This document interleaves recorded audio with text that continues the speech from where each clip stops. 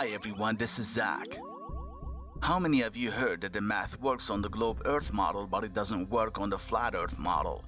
Have you ever tried to see if this is true? Have you ever tried to debunk it? Have you ever tried to see how Eratosthenes and others ended up believing in the globe model a long time ago? Their math was really impressive. We still use it today. It worked pretty good. But does that mean that we really live on the globe? Does that mean that if the math works on anything, then this anything must be what the math says?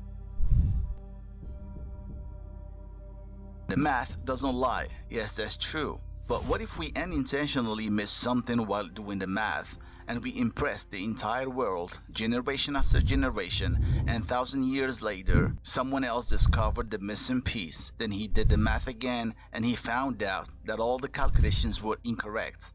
If you were him, what would you do? Sit back and sleep, or tell everybody? Would people believe you? This video is very important and it needs a lot of concentration, so leave whatever you are doing and focus on this video. But if you watch the entire video and you still feel like you didn't get the point, then watch it again and you will get it. Trust me. One more thing. We will work with numbers here, but don't panic. Even if you were the worst student ever, you will still understand it because the math here is more than easy and all you have to do is focus.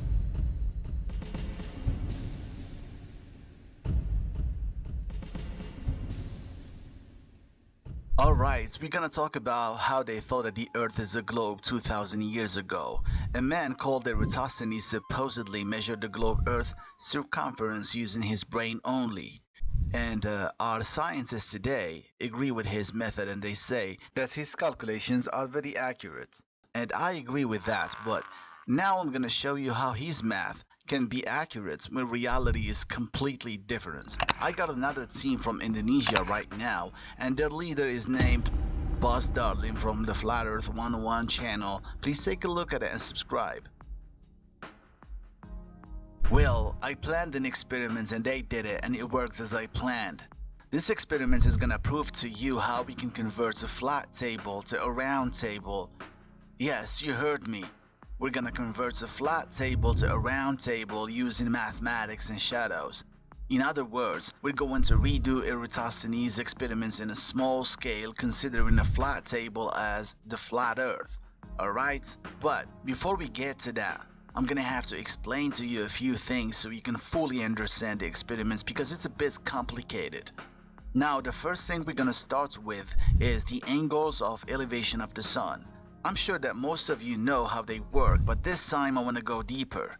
So even if you already know what I'm talking about, be patient and keep on watching till the end. Don't blink.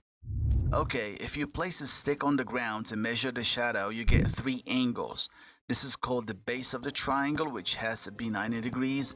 This is the angle of elevation, and this is the angle that Eratosthenes used in his math. I couldn't find a good name for it, so I'm just gonna call it the angle of deception. Now here are the most common questions that most people ask. Why did Eratosthenes assume that the Earth is a globe in the first place? Why did he use this specific angle to measure the circumference of the Earth? Okay, let's answer these 2 questions at the same time.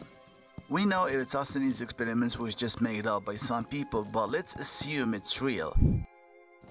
Well, as far as history is concerned, Eratosthenes was not the first guy who thought that the Earth could be a globe.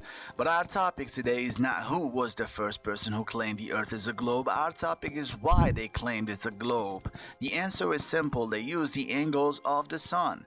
These angles can be either vertical angles or horizontal angles, and both of them do not work on the flat Earth.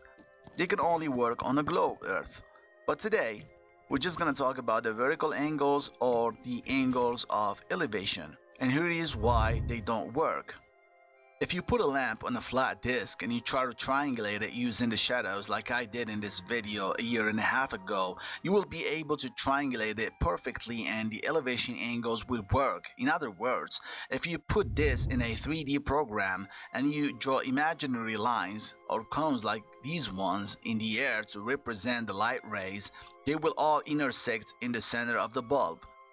So no matter how many objects you use, you will always be able to locate the bulb by using 2 things. 1.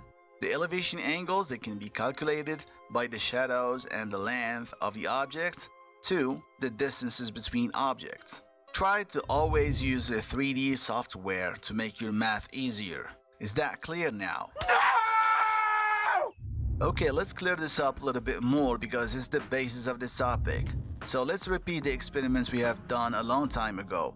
But this time we're gonna use 9 objects on a flat table to triangulate the bulb and not just 3. And of course, I'm gonna show it to you in AutoCAD so you can understand it, and then I will show it to you in real life. And be patient, this is just part 1 of the experiment.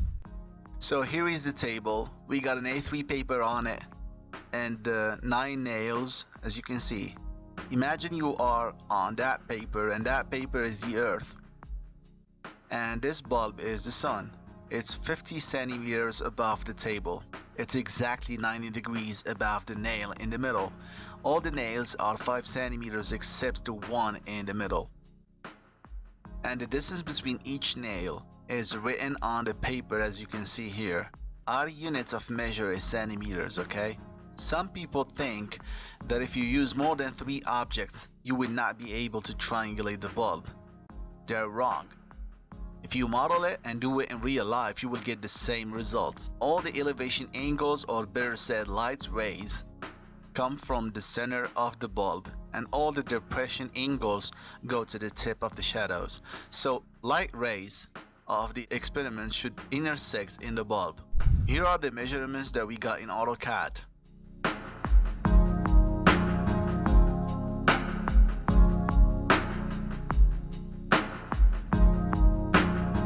But of course, this is just a 3D program. Now we're gonna do the same exact thing in real life, and we will get the same length of the shadows. And I am so sorry that I have no way to prove to you that we are not faking this experiment. Well, I guess there is only one way to find out. You're gonna have to do it yourself. Don't trust me, trust yourself. Here are the guys who did the experiment: AG and Iban and Ayat and Damar.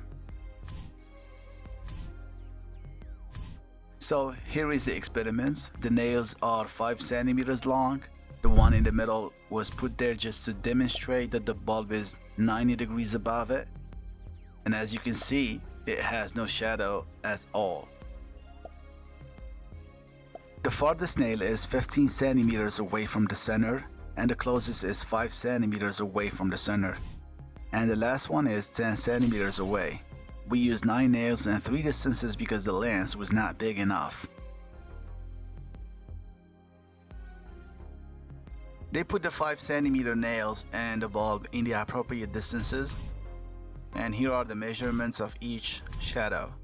Please compare them to the results of the 3D model that you got on the screen. If you do this correctly, you will get a very precise results. I did this before, and people who have been following me already know it. So if you are new and you want to watch this with great detail, just click on this link right here and watch my other video. You will find the link in the description. The 3D model here matched reality so accurately. All the shadows that I got in the 3D model matched the shadows that we got on this table. And as I said before, that was just part 1. Wait for part 2. Now, if we were Eratosthenes' friends and wanted to do the same thing with the sun in real life, our experiments would fail. We would not be able to triangulate the sun. The cones or the lines that we would draw to triangulate the sun would not intersect in one point like in the 3D model that I just showed you. And this is gonna make us think that the earth is not flat, because the triangulations worked on the experiments that we did on the flat table, but did not work on the sun in real life. So something must be wrong. You would think, what is it? This must mean that the earth is not flat. So if we really were those scientists, you would have to think about something else, like the earth being a globe, for example. Yeah. So this is how they came up with the globe theory. The angles of elevation led them to think about the globe model. They were just assumptions based on mathematics. Forgive me, but I'm gonna say this one more time. If you use more than 3 positions to triangulate the sun, assuming that the earth is flat, your triangulation will never work. No matter how hard you try, you will always fail. The sun rays will never intersect in one point. I have been doing this for a long time and I had to come to this conclusion. Some of you might think that if the distances between the objects are not accurate, then the triangulation will not work. And I agree with that, but even if the distances were 100% accurate, the triangulations would never work. And I'm gonna prove what I'm saying with another experiment. As we said in the previous videos about refraction, the sun is never in its real position. Even modern science agrees with us. What you are triangulating is a reflection of the sun. And this is why your triangulation will never work. Imagine yourself in the bottom of a swimming pool trying to triangulate a bulb that is above the water. You will never be able to triangulate it unless you know how refraction works on water. The experiments will explain this better. Just stay with us. So Eratosthenes and his friends decided that the Earth is not flat because there was no way to make the angles of elevation work and make sense. For example, whenever they triangulate the sun from two positions, the distance to the sun appears to be around 3,000 miles. And at the same time, they triangulate it from two other positions and they get a distance of 4,000 miles. Solving this at that time was impossible, and it was still impossible to us until a few months ago. Anyways, these mathematicians had to find a way to make these angles work, so they assumed that the Earth is a globe and the sun rays come to Earth in parallel lines, because this was the only way to make the angles work. So their only problem was how to know the circumference of the Earth so that angles can work perfectly.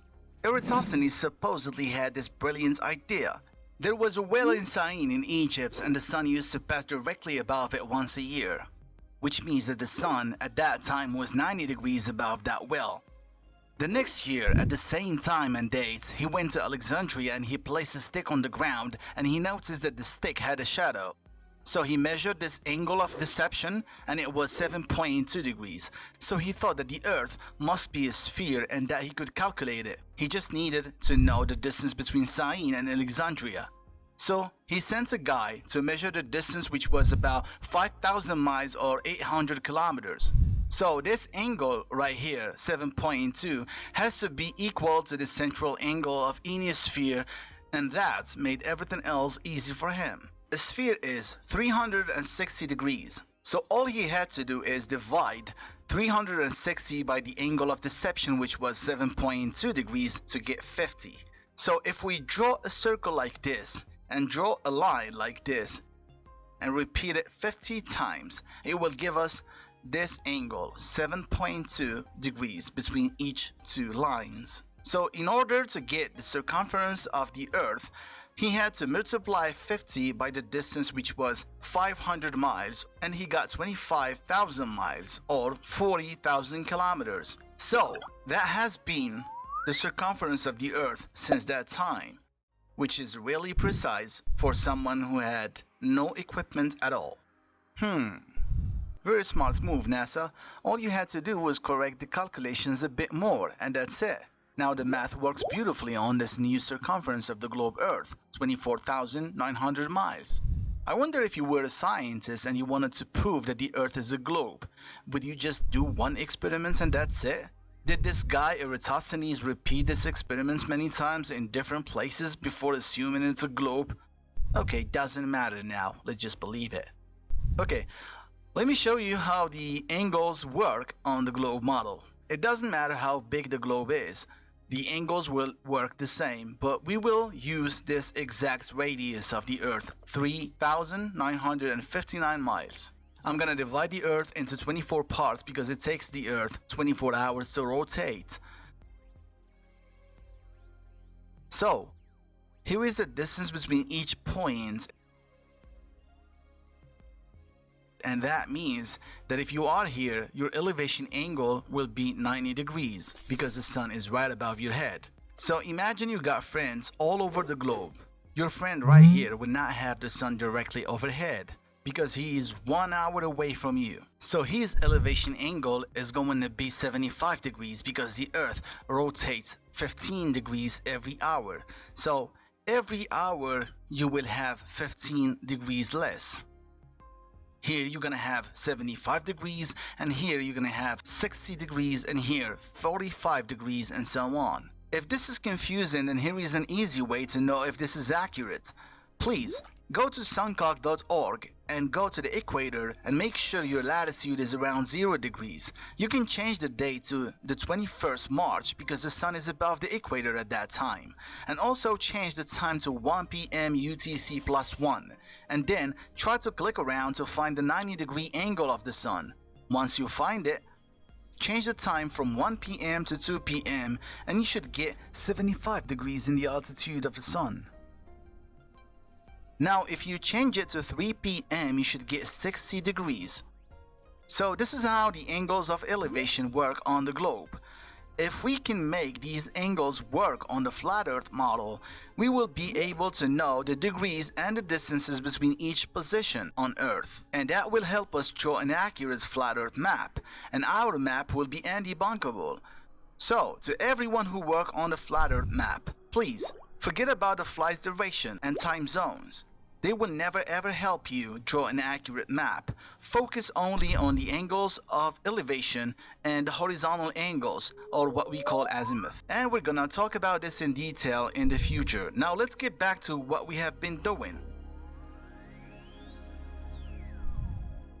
Do you realize now the weakness of the flat earth? If yes, then you will love what's coming next. Eratosthenes had no idea what the atmosphere is. So he just assumed that the sunlight comes in straight parallel lines to make his math work, and it did work. Now we know that the atmosphere bends the light. So if the sunlight really bends, then how come Eratosthenes' math is correct? It doesn't make any sense. His math was based on straight lines.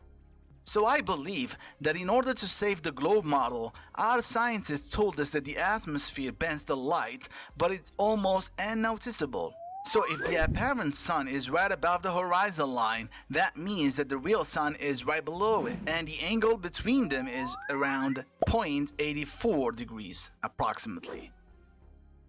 So are we supposed to believe this without any experiments to back up their claim? To me, this is just an assumption. The air is full of water and gases, and we know that water affects the light a lot. The air sometimes magnifies objects. It makes them look bigger and closer. Sometimes it works like water, sometimes it doesn't. We really don't know what it is or how it works. So scientists, please stop making up assumptions based on numbers. Okay, right now we're gonna redo Eratosthenes' experiments, but this time we will use refraction. The difference between part 1 and part 2 is refraction, so we added a concave lens to represent the atmosphere. The rest is still the same. And no, we are not saying that the atmosphere is concave. We don't know what it is. Each lens will give you an interesting result, so we chose a concave lens. So please focus on this because it's gonna blow your mind. I'm gonna do my best to make it as easy as possible to understand.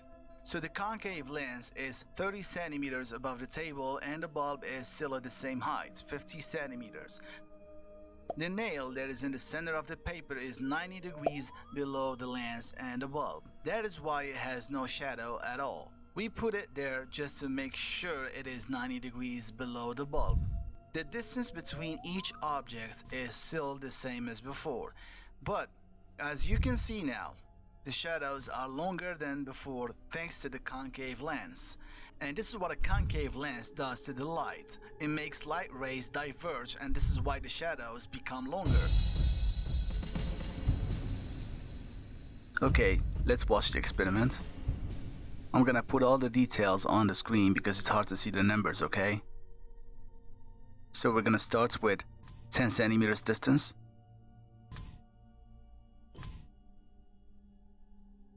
Before adding the lens, the shadow was 1 centimeters and now it's 1.7 centimeters. It's longer now than before. This nail right here is also 10 centimeters away from the center. And its shadow is the same as the previous one, 1.7 centimeters.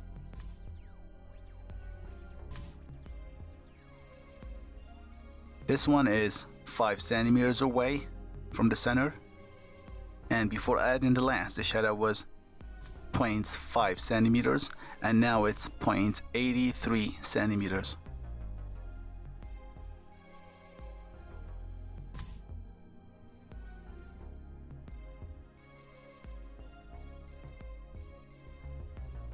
This one is the farthest, and it's 15 centimeters away from the center.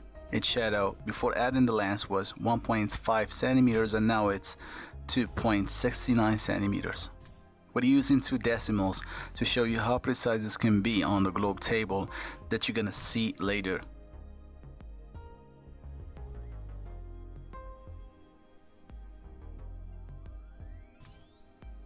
This shadow is the same as the previous one, 2.69 centimeters.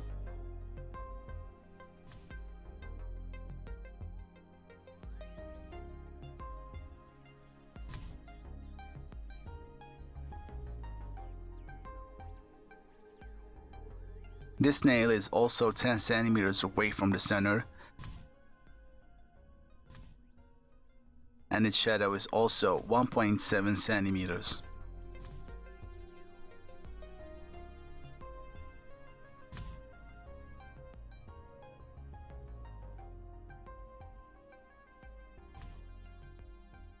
And this is another one that is also 10 centimeters away from the center, and its shadow is also 1.7 centimeters.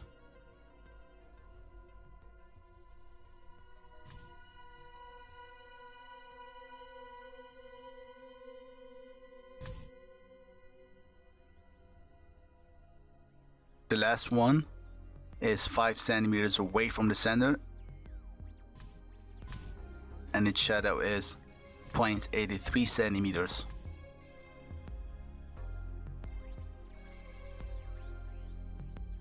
As you can see, even if we changed the directions of the nails, they had the same shadow.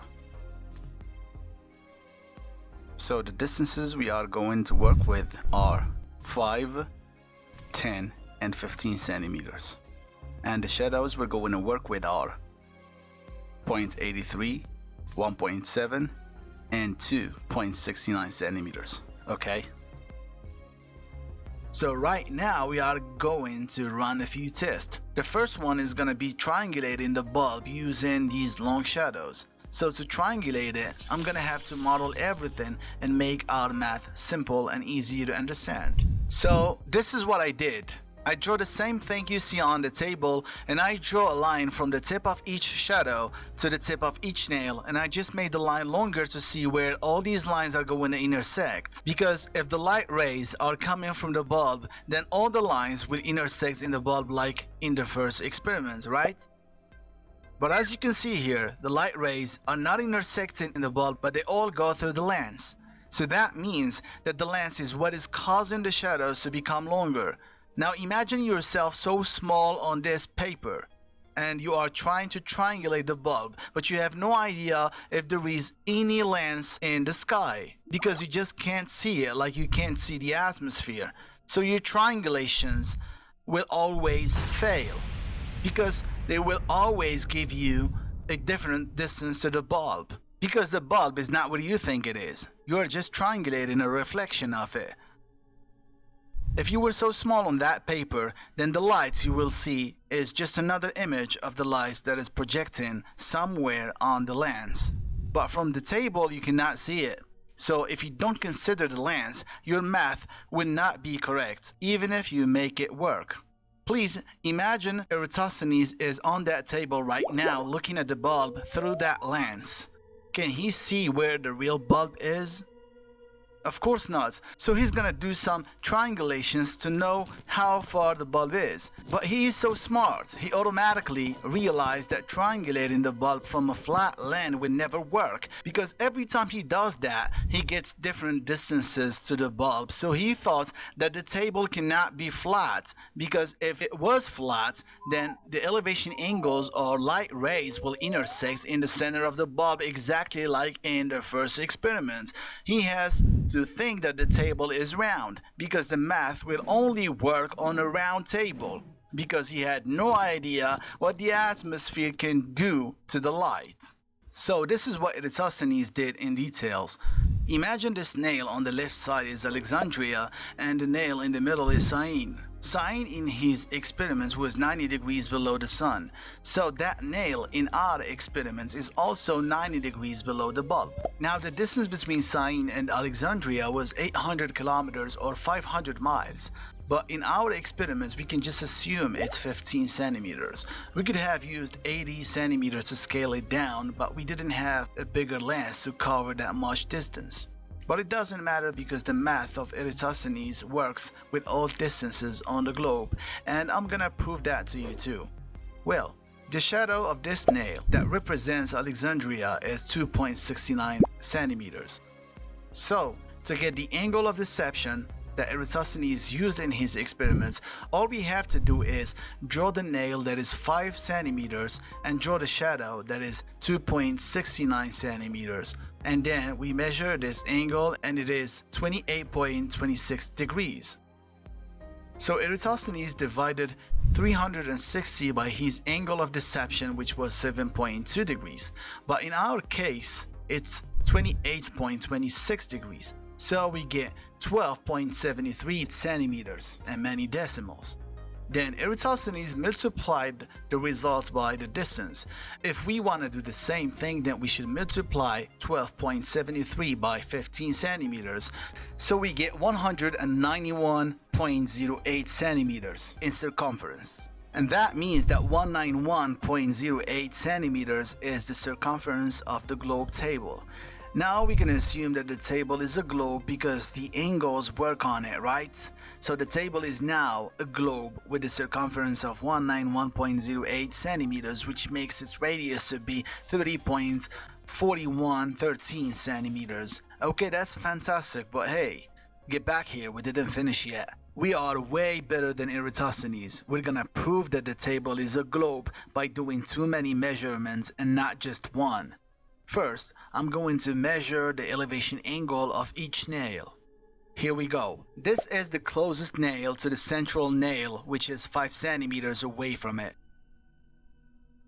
Its angle of deception is 9.42 degrees and its angle of elevation is 80.58 degrees. Same thing for the other nail in the opposite side. They got the same shadows.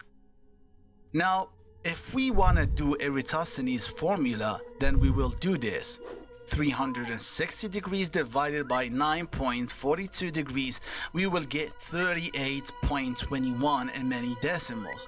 38.21 times the distance, which is 5 centimeters, we will also get 191.08 centimeters. The result is like the first circumference we got from a distance of 15 centimeters, if you remember. Now we will do the same thing with the last distance, which is 10 centimeters, and we should get the same circumference. Let's take a look at its angle of deception, 18.84 degrees. So again, 360 degrees divided by the angle of elevation, that is 18.84 degrees, we get 19.1 and many decimals. 19.1 times 10, we get 191.08 again. And the angle of elevation of this one is 71.16 degrees. Let's test these angles on a ball like we did on the globe model. Let's see if these angles really work. So I'm gonna draw our globe table with a radius of 30.4113 centimeters, circumference of 191.08 centimeters. Now I'm gonna draw the distance of 5, 10, and 15 centimeters on the globe table, because these are all the distances we used in the experiments with 9 objects. I was gonna use longer distances, but we only had a small concave lens that can't cover a bigger distance. So these are the distances. Now imagine the bulb rays are parallel just like the sun rays. The nails should be perpendicular on this globe, but we don't have to draw them because they are not necessary. So I'm gonna draw parallel light rays above these positions of these invisible nails that are on the globe now, not a flat surface. Now I'm gonna go ahead and draw tangent lines to be able to measure the angles. Now, as everything is drawn, we can start measuring the angles and comparing them with the angles we got on the flat table. Let's start with the angles of elevation. First, we will calculate the angles of the 5 centimeter distance.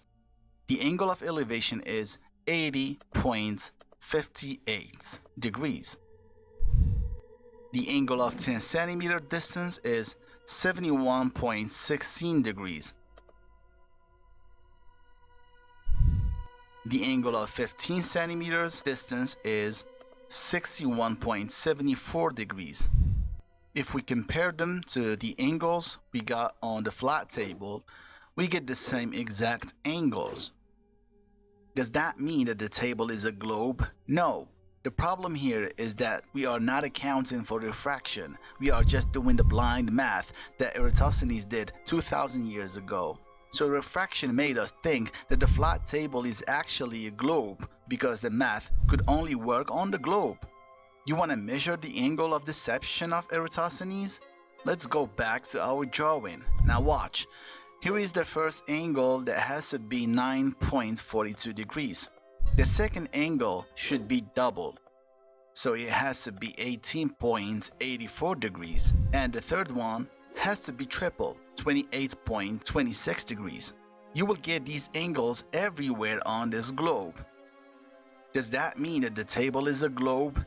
The math here works perfectly. Eratosthenes' math was simple and genius, but it's all wrong because he never accounted for refraction, and now our scientists are making refraction meaningless so that math can still work.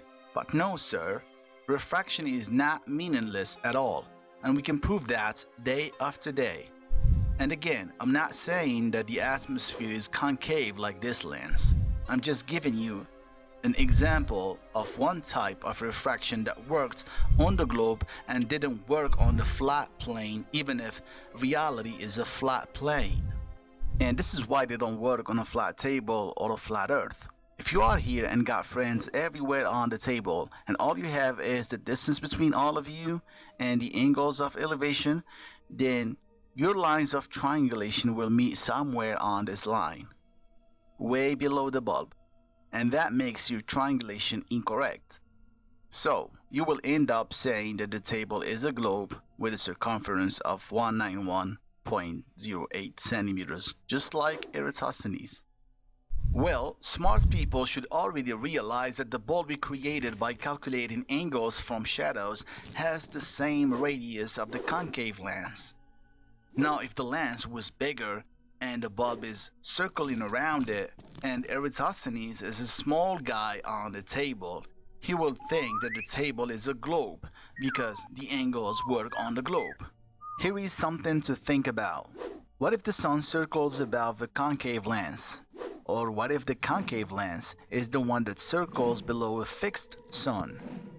What if this concave lens has the same radius of the Earth, 3959 miles? If that's so, then I would have done the same math as Eratosthenes and told you that the Earth is 25,000 miles in circumference as well. Do we deserve a like and share? We hope you enjoyed this video presentation by Dr. Zach. If you found this video informative, please like and share and subscribe to Dr. Zach. You can email Dr. Zach at zicoworld123@gmail.com. And thank you for watching.